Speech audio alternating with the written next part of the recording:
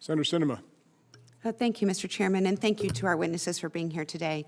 Our nation faces a critical situation along the southwest border with serious security, economic, and humanitarian consequences for my state, Arizona. Today in Arizona, CPB and ICE are releasing asylum seekers fleeing violence and instability into our communities. One way we can protect our communities and uphold our values is by treating these children and families humanely and with dignity. I believe it's vitally important that DHS work with our NGO partners to make this asylum process as smooth as possible.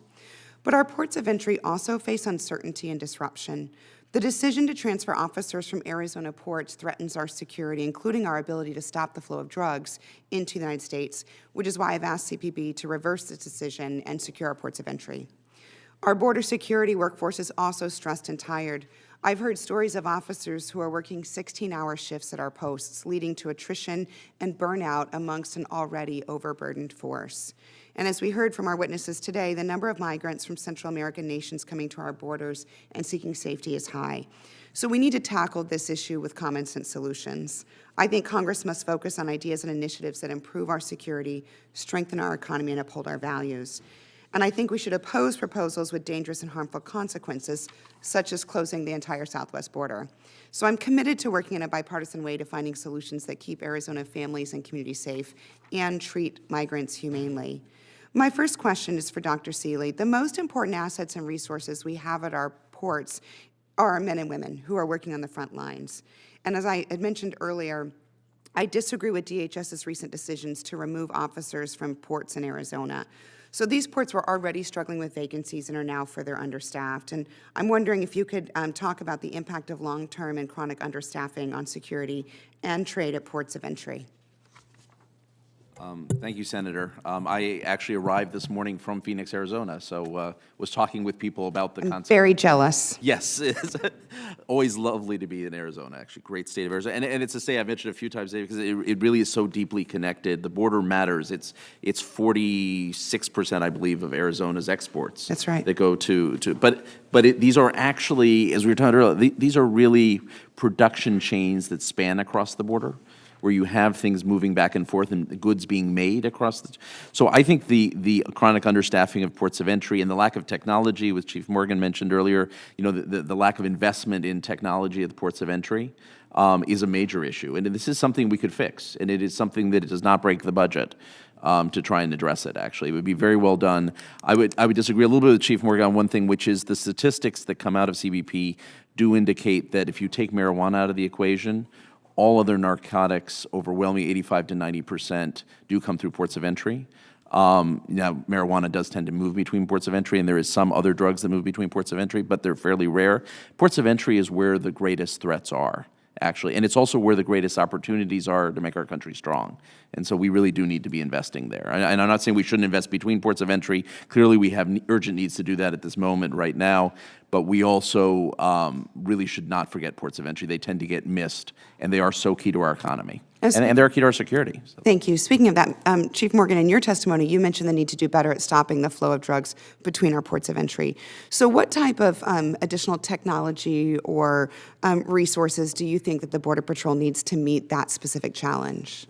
So that's a great question, Senator. And actually, no, I agree that the majority of drugs are coming in those categories: meth, fentanyl, heroin. It was the marijuana that I said. But here's the thing where I will depart is that the reason my statement is that in between the ports, because 50% of the border is wide open and not secure, we don't know what's coming through. And at the ports of entry, we're offensive. We get to stop every person, every vehicle. So of course we should be interdicting more at the ports. We should really be afraid the ports, but also in between the ports. And so the technology that we need, there's a whole list of technology we need. We need fixed mobile surveillance. We need better surveillance. We need an updated surveillance. We need a capability to have that surveillance be interconnected from sector to sector, and it just, the list goes on and on. We can use more drones. All that stuff that's been talked about, right? All that technology is absolutely needed, hands down, at the ports and in between the ports. But here's what I'll say, Senator, is that technology by itself isn't the answer, though.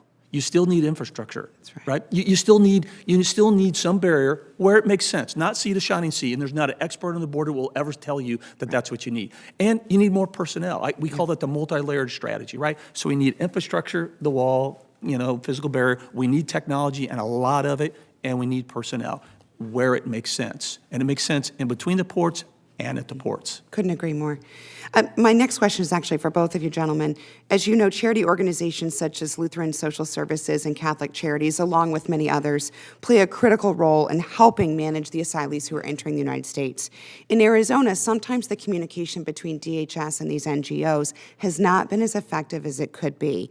So what steps do you suggest that CPB and ICE take to ensure that that coordination and cooperation with the NGO community happens to help prevent these crises? Real quick, and I'll take this, if you don't mind. So I think that's right. So in 2016, I saw that firsthand. I went down there, and I talked to a lot of NGOs, faith-based organizations. They're doing an incredible job, and they're very much an integral part of the solution, right? But where that really goes, it's local.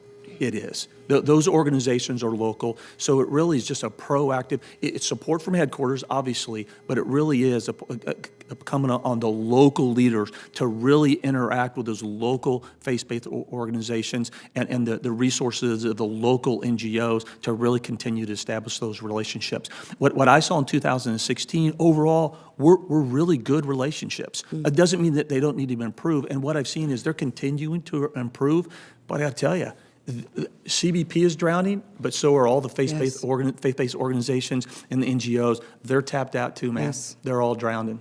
I've invited ICE Director Vitello to join me next week to have a roundtable meeting with the NGOs to figure out how to better coordinate at least the communication, because what we see happening every day in Tucson, Yuma, Phoenix, are just influxes of these migrants who are waiting sometimes years to get their asylum hearing and showing up at bus stations. So the local community is overwhelmed, and our NGOs can't get there fast enough and don't have the resources to help everyone.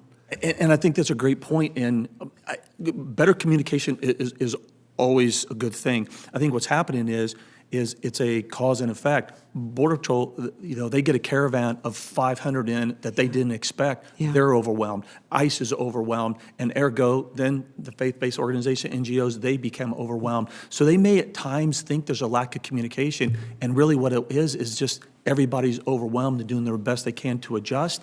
But more communication is always a good thing. Mr. Chair, my time's expired. May I ask Mr. Seeley if he wants to respond? Sure. Thank you. Be very brief. I think what you're doing with Director Vitello is exactly the right thing. I think you need to create those channels of communication. I agree with Chief Morgan. Everyone is overwhelmed. I mean, we do have a humanitarian crisis. I think we can debate whether it is a national crisis, but it is clearly a humanitarian crisis at the border, and everyone is sort of, trying to figure out, it creates issues of cooperation among agencies, but also with civil society. The more you can get people together and try and bridge those communication gaps would be incredibly helpful. Thank you. Thank you, Mr. Chairman. Thanks, Senator Sinema.